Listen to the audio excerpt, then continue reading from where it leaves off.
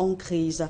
Illustration avec le Ndongamantoum dans le nord-ouest du pays où le délégué départemental du ministère des Sports et de l'Éducation physique a été brutalement enlevé à la vie par de présumés combattants séparatistes. Retour sur cette série d'assassinats avec Kevin Thiogo, Innocent Abega. Du sang a encore coulé dans la région du Nord-Ouest le week-end dernier. Fournier Derek, dont le nom vient de s'ajouter à la longue liste des victimes de la crise anglophone, occupait jusqu'à sa mort samedi dernier les fonctions de délégué départemental des sports et de l'éducation physique du département du Ndongamantoum. La disparition brutale de ce cadre d'administration crée une onde de choc au sein des proches. Le délégué a été froidement assassiné dans une attaque orchestrée par des présumés séparatistes à Taba, dans le dit département. Cette rivière de sang dans les régions en crise du nord-ouest et du sud-ouest a continué de couler courant le mois de mai. Le 10 mai dernier, une embuscade tendue par les sécessionnistes a coûté la vie à au moins 5 éléments des forces de défense et de sécurité à Eyumodjok, dans la Magno, région du sud-ouest. Le maire de la commune de Bello dans le nord-ouest et autres personnalités qui l'accompagnaient ont eux aussi perdu la vie le jour de la célébration de la 52e édition de la fête de l'unité nationale. Une attaque également revendiquée par des combattants séparatistes. À ces drames s'ajoute l'explosion de 2 bombes le 28 mai dernier dans un débit de boissons à Bamenda. Bilan, 2 morts et une trentaine de blessés. La situation sécuritaire dans ces régions s'enlise malgré les assurances du gouvernement camerounais. Le conflit qui sème la désolation depuis environ 8 ans a déjà ôté la vie à plus de 6000 personnes et des centaines de milliers de déplacés, aussi bien à l'intérieur du pays qu'à l'extérieur. 1,5 million, selon le Bureau de coordination des affaires humanitaires de l'ONU, OCHA. En éducation, ils sont donc des milliers d'élèves camerounais de l'école d'études primaires à frapper aux portes du secondaire. Les épreuves écrites du certificat d'études primaires et du First School Living Certificate ont débuté ce mardi sur l'étendue du territoire national. On espère pour vous qui irez en pharmacie donc aujourd'hui que vous disposez d'une ordonnance dûment prescrite par un médecin. Eh bien, c'est la nouvelle mesure imposée par l'Ordre national des médecins qui entre en vigueur le 1er juillet prochain. Explication avec Jires Yopa et Claudia Essia. Après ce communiqué du 30 mai signé par le président de l'Ordre national des médecins, à partir du 1er juillet 2024, il faudrait se munir d'une ordonnance signée par un médecin et établie sur un papier en tête comportant la dénonciation de la formation sanitaire, les noms et prénoms du médecin, sa spécialité, son adresse complète et surtout son numéro d'inscription à l'ordre pour acheter un médicament dans les pharmacies. Tous les autres ordres professionnels devraient aussi s'impliquer dans cette mesure qui devrait avoir pour objectif l'amélioration des soins de nos populations. Pour les pharmaciens, il est nécessaire que certaines mesures soient prises avant l'application de cette décision. C'est normal qu'ils demandent qu'on puisse présenter une ordonnance dans une pharmacie, mais je pense quand même que les conditions doivent être réunies dans un environnement avant d'avoir une exigence pareille. Le premier problème, c'est qu'il devrait s'associer au président de l'ordre des pharmaciens pour discuter avant de prendre une telle mesure, parce que c'est 2 ordres complémentaires. Le Cameroun compte un médecin pour 1000 habitants, des chiffres qui inquiètent les pharmaciens. Il faut être sûr que dans toutes les régions du Cameroun, il y a un médecin. Il faut se mettre d'accord, se donner un délai de début d'application avec un début de dérogation et voir comment ça va fonctionner. Sinon, on va entrer en cacophonie et l'informel va reprendre le dessus. Certains observateurs redoutent que la mesure de l'ordre des médecins réduise l'accès aux soins. S'il fallait rencontrer un médecin, est-ce que le Camerounais moyen a la possibilité de rencontrer un médecin? Est-ce que la consultation chez le médecin, le prix sera bas? Ou alors, est-ce que la consultation chez le médecin sera gratuite? Si oui, je pense que c'est une très bonne initiative d'exiger une ordonnance avant de vendre un produit en pharmacie. Sinon, je pense qu'il faudra encore regarder le problème en profondeur. L'achat des médicaments se fait en grande partie de façon informelle au Cameroun en raison des faibles revenus des populations. Pour les usagers s'approvisionnant en pharmacie, les médicaments sont en général servis selon la demande du client sans ordonnance. Après moult tractations liées donc au défaut d'équipement, les Lions indomptables du Cameroun entament aujourd'hui leur deuxième séance d'entraînement au stade de Ngouaïkélé dans la ville de Yaoundé. Mais hier, malgré les heures de retard, ils ont eu une séance d'exercice physique dans la même structure sportive. Je vous propose d'écouter à cet effet Carlos Baleba. Le sentiment que j'ai, c'est comme tout jeune étant petit qui rêve de porter le maillot du Cameroun à l'avenir. J'avais ce rêve de porter ce maillot et je suis très content d'être ici aujourd'hui, de participer à ces qualifications pour la Coupe du Monde. Je suis très heureux d'être ici aujourd'hui pour mes premiers en équipe nationale, très heureux de porter le vert rouge jaune et l'atmosphère dans le groupe, l'atmosphère se passe très bien, nous sommes en bonne ambiance et tout le monde est content d'être là. Le seul défi qu'on se fixe dans le groupe, c'est de gagner les 2 matchs de qualification pour la Coupe du Monde et rendre le peuple fier.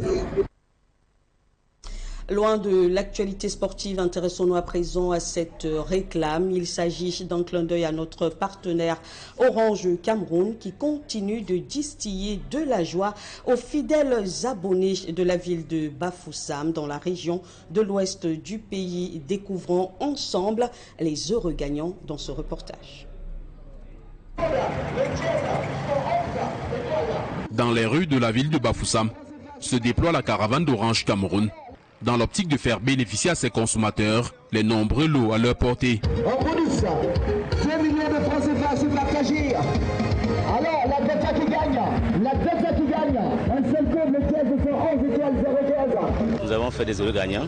Nous avons mis en jeu les différents lots, à savoir 1 million chaque jour, des lots de 100 000 francs, des nombreux gagnants de 10 000 francs, des nombreux gagnants de nos TV Smart TV géants et des gigas offert gratuitement à nos consommateurs. Gagnante de la somme de 100 000 francs CFA, cette jeune femme est dans un nuage et projette de réaliser un projet qui était jusque-là bloqué, faute de moyens financiers. Elle va recevoir son chèque. I wasn't even sure it was for me, but finally I could win. So thank you, Orange. Thank you very much. I will really use this money for great things. Thank you very much. Comme elle, tous les gagnants ont simplement acheté leur forfait à travers l'application MaxHit ou en composant ce que beaucoup appellent désormais le code porte-bonheur. La porte des étoiles, c'est le dièse 111 étoile 0 dièse ou alors aller sur l'application MaxHit et tapez tout simplement son forfait. Vous serez très certainement le gagnant. I just had to press #111 *0# to win. Les nombreux lots ainsi distribués viennent confirmer l'engagement d'Orange Cameroun de toujours être aux côtés des abonnés qui au quotidien lui renouvellent leur fidélité. Quand Orange prend un engagement, Orange reste son engagement. La question pour nos consommateurs de quoi Orange Cameroun et de continuer à consommer Orange et de rester fidèle à Orange Cameroun. En plus des lots distribués pendant la caravane motorisée, les plus importants ont été remis lors d'une cérémonie solennelle déroulée à l'esplanade de la direction régionale ouest et nord-ouest d'Orange Cameroun, dans une ambiance festive.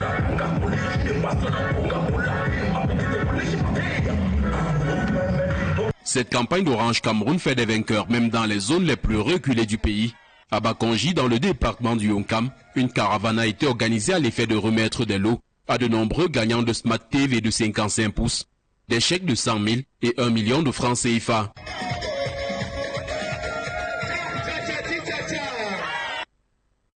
Pendant ce temps, les lampions se sont éteints sur le festival Cacao et Café, initié par le Conseil interprofessionnel du cacao et du café dans les villes de Yaoundé et Douala. Résolution et perspective dans ce reportage. C'est de l'avenir de la filière cacao dont il est question et le sujet ne saurait être un tabou. Au contraire, tous les acteurs se doivent d'être au même niveau d'information et se préparer en connaissance de cause à l'entrée en vigueur du règlement de l'Union européenne sur la déforestation. 78% de la production du Cameroun est commercialisée dans le marché de l'Union européenne. Donc c'est vraiment le principal marché. Pour avoir un produit de qualité qui bénéficie au maximum de planteurs et un produit de qualité qui bénéficie à un maximum consommateurs en Europe. Il y a vraiment une situation intéressante, un partenariat win-win, comme on dit, à trouver. En fait, dès le 31 décembre 2024, le cacao provenant des terres déforestées ne pourra plus entrer dans le marché de l'Union européenne. L'Union européenne, c'est 70% de nos exportations de cacao. Quand on regarde les statistiques, l'Union européenne, c'est le plus grand consommateur de chocolat. Ce règlement rentre en réalité dans le cadre de nos propres politiques publiques où, en matière environnementale, on nous dit que nous devons travailler dans cet espace-temps-là pour atténuer les changements climatiques. Donc ce n'est pas simplement quelque chose qui nous est imposé. Le revers de la médaille, c'est quoi? C'est que si nous ne parvenons pas à accéder au marché européen, nous irons peut-être vendre ailleurs, mais à quel prix? Cette session d'information, organisée en marge du Cocoa and Coffee Festival, a permis aux intervenants de présenter les fondements de ces règlements de l'Union européenne, ainsi que ses nombreux enjeux, à la fois techniques, économiques et politiques. C'était aussi l'occasion de tabler sur les mesures prises au niveau du Cameroun, afin de s'adapter à cette nouvelle donne. Sur le territoire camerounais, il y a de nombreuses initiatives que nous allons essayer de continuer à soutenir, qui existent et qui peuvent permettre une adaptation, voire même de profiter de ce règlement. Il y a une vraie spécificité du cacao camerounais, un cacao agroforestier qui a donc des valeurs même écologiques particulière par rapport à d'autres cacaos. Cette méthode de cultiver le cacao, nous pensons qu'elle est vertueuse et que, au lieu d'être sanctionnée d'accès au marché, nous pensons plutôt qu'elle devrait peut-être mériter une prime dans le cadre de ce que nous appelons les services environnementaux rendus par les producteurs de cacao. Cette session d'information, ainsi que diverses autres activités de formation et de promotion du Made in Cameroun, ont meublé le Cocoa and Coffee Festival, piloté des mains de maître par le Conseil interprofessionnel du cacao et du café. Pendant 3 jours, la valorisation du cacao et du café de nos terroirs était sous les feux de projecteurs. Foire exposition, Cocoa and Coffee Challenge, tribune des transformateurs, initiation à la dégustation du café, formation des jeunes de New Generation et autres initiations à la transformation du cacao ont tenu de nombreux publics en haleine, aussi bien à Yaoundé qu'à Douala. Rendez-vous a été pris pour la prochaine édition. Loin du cacao et du café, partons maintenant dans la ville de Kribi, région du sud du pays, qui vibre désormais au rythme de l'innovation numérique, une initiative du géant de la téléphonie mobile, Orange Cameroun. C'est la coupure de ce ruban symbolique qui ouvre la voie à l'innovation numérique à Kribi, appelée Radiolab, rendu possible par la fondation Orange Cameroun. Le Radiolab, c'est un Fab Lab solidaire, ça veut dire un laboratoire de fabrication solidaire. Solidaire parce que c'est avec un accès gratuit. Donc un laboratoire de fabrication, c'est très utile, notamment pour les jeunes. Ça va leur permettre d'imaginer des projets et de transformer leurs projets en réalité à travers plusieurs machines qui sont des machines haute technologie qui ont été donc déployées ici au diocèse donc, de Kribi. Ce projet, qui va transformer bientôt le quotidien des jeunes de Kribi, est une idée de la Fondation pour l'environnement et le développement au Cameroun, FEDEC, un partenaire de la Fondation Orange Cameroun. Le projet de ce matin, particulièrement, s'adresse aux jeunes des populations autochtones vulnérables, de manière particulière, mais en général à tous les jeunes de l'océan et même d'ailleurs. Donc ce projet a pu naître à l'initiative de la FEDEC, mais avec un appui financier significatif d'Orange Cameroun. La fondation Orange Cameroun, en déboursant 38 millions de francs CFA pour ses équipements de pointe, a un objectif précis pour la jeunesse de Kribi. Donc c'est vraiment un projet qui va mettre le numérique au centre de la fabrication, qui va permettre d'accompagner la jeunesse à s'approprier les technologies du numérique et qui va permettre vraiment, on espère, de booster l'économie camerounaise. Pour le prophète de l'océan, cette initiative de la Fondation qui contribue à résorber le problème de chômage auquel sont exposés les jeunes de cette localité est à encourager. La compréhension de ces différents axes de l'inclusion numérique me permet à juste titre de saluer ici l'implication et l'engagement d'Orange Cameroun, dont les actes concrets mettent en priorité les populations. nous devons encourager et soutenir l'innovation sociale qui vise à utiliser la technologie pour résoudre les problèmes concrets auxquels sont confrontées les populations les plus vulnérables.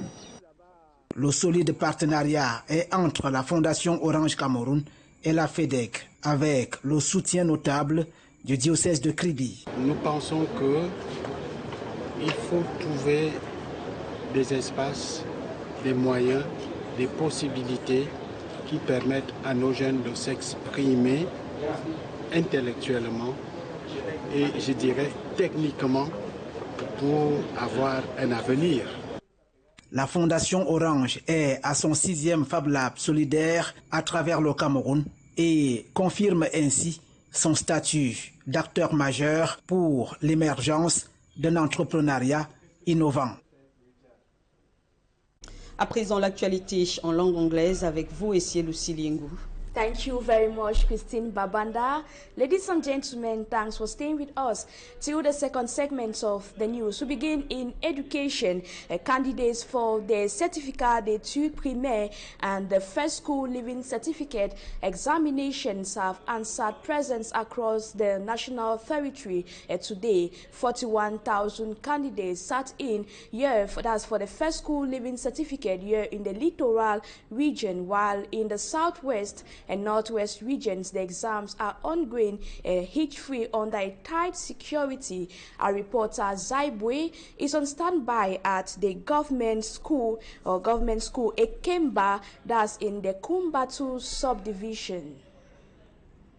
A report in Kumba shows that insecurity prevented some students, pupils from participating in the first school living certificate examination in the various centers. We got to Kumba 1 subdivision where 2,729 candidates went in for the exams and 41 candidates registered absent. In Kumba 2 subdivision, we had 2,029 candidates and 18 absent. And in Kumba 3, where we have 1,287 candidates and 21 absences. We understood that in Kumba 2 subdivision, some parents willfully left their children at home not to partake in the exams. And the Inspector of Basic Education for Kumba 2 subdivision, Madame Kema Victorine, had to send on the field some teachers who went hunting for these candidates, and they brought about 4.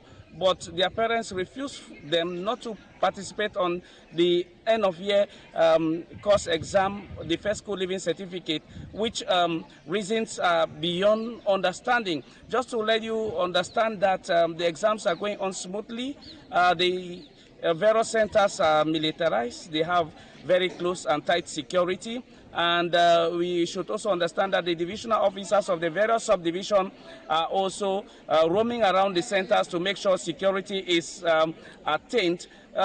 News getting us is that Dikomi Balwe from Dian division is also writing in Kumba. This is because of insecurity. And we also have Konye subdivision and as well as part of Mbonge subdivision writing at the center in Kumba because of insecurity. Some of these subdivisions, schools are not going on in those areas.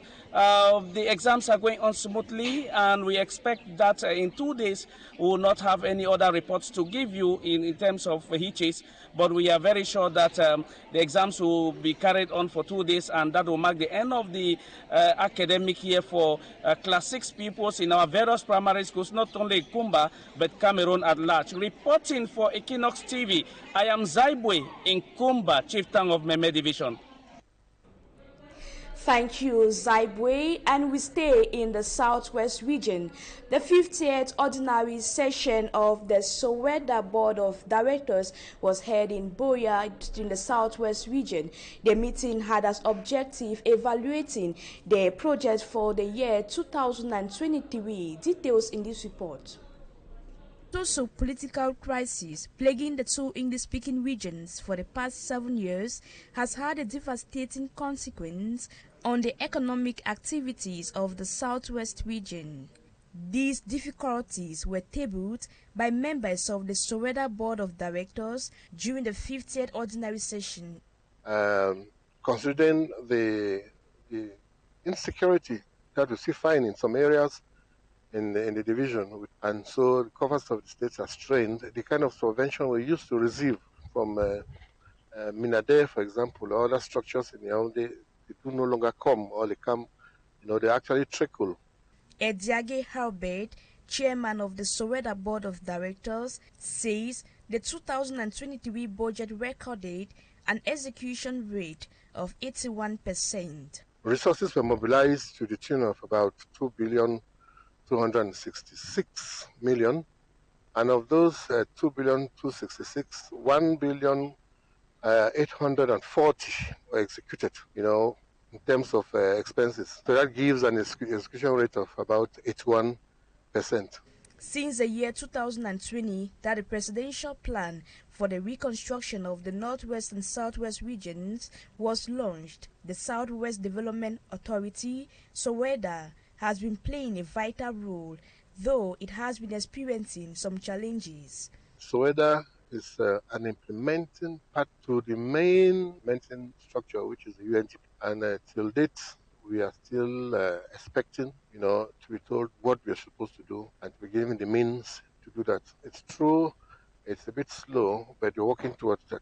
At the end of the meeting, grouping stakeholders, some recommendations were made, such as the implementation of agro-industrial products and the involvement of international partners so as to generate income.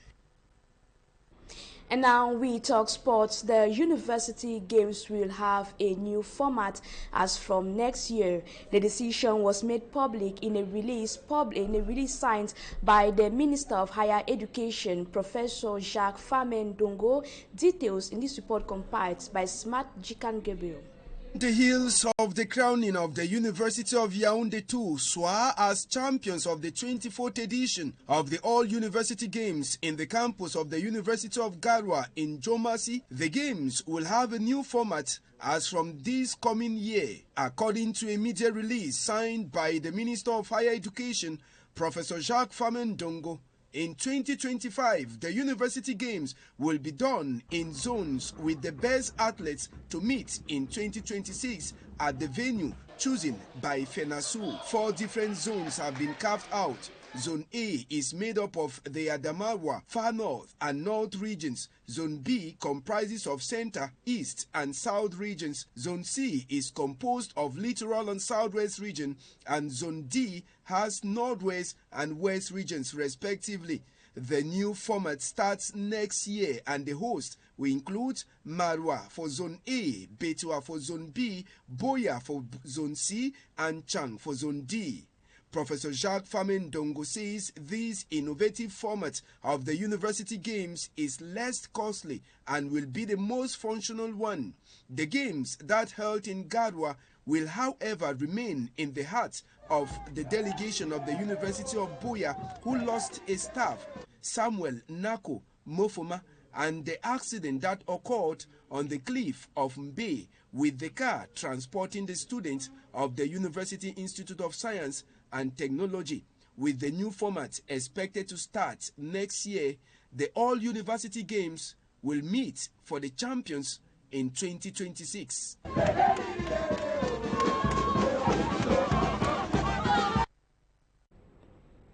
Meantime, Cameroonians have been reacting differently. Cameroonians from various fields have been reacting differently with respect to the conflict between the Ministry of Sports and Physical Education and the Cameroon Football Federation. According to some Cameroonians, the crisis is just a form of distraction. For me, Amsho Sanda compiled their views in the following report. The old and dragging conflict between the Ministry of Sport and Physical Education and the Cameroon Football Federation, FECAFOOD, is interpreted differently by people in Cameroon. It's a non-event. The government of the Republic of Cameroon is a non-event because the Tofis has been part of the system. The Tofis is what I would term a chichidudu. Chichi Doodoo bird is an archetype of a bird that hates excreta but lives in the maggot. We saw him openly campaign for President Paul Biya and during the 2018 elections, and he knows how Cameroon is being governed. Standing up now and putting a fight against a system that put him where he is, it's like biting the finger that is feeding you, and it's not going to go down well with him. He's exposing the cacophony that has bedeviled our nation, taking it internationally, which does not speak well. While something it interprets failure, which to them has characterized the management of state affairs in the country, others understand it as a manifestation of a clearly spelled out philosophical strategy. This is a correct application of the Hegelian dialectic, the ideas of the philosopher Hegel, that state that 1, you create a problem, 2, you control the reaction of the people to that problem, and 3, offer solution with strings attached to it. It's a reflection of our governance system. Our governance system has no clear rules. Our governance system is confused and hazy. Our governance system depends on personalities rather than clear institutions. It is about the personality of whoever heads FECAFOOT and the personality of whoever heads the Ministry of Sports and Physical Education that we either have conflict or peace. They all agree on the impact of the unending conflict on Cameroonian football and Cameroon as a nation. Cameroonians are the one losing. So, what is the solution to this? We know that football in Cameroon is like the core that unites all Cameroonians. Dr. Budi Raymond, like Prince For Gilbert Newcombe, say the solution is not far-fetched. We have this last opportunity to save the image of the country and not continue to drag the image of Cameroon further into mud because of personality issues. After the relative calm that followed a McBreeze Eto'o encounter last week, Cameroonians were again served a min-served FECAFOOT clash at the Yaoundé Hilton Hotel during the ceremony to receive the indomitable Lions of Cameroon ahead of the match against the Blue Sharks of Cape Verde.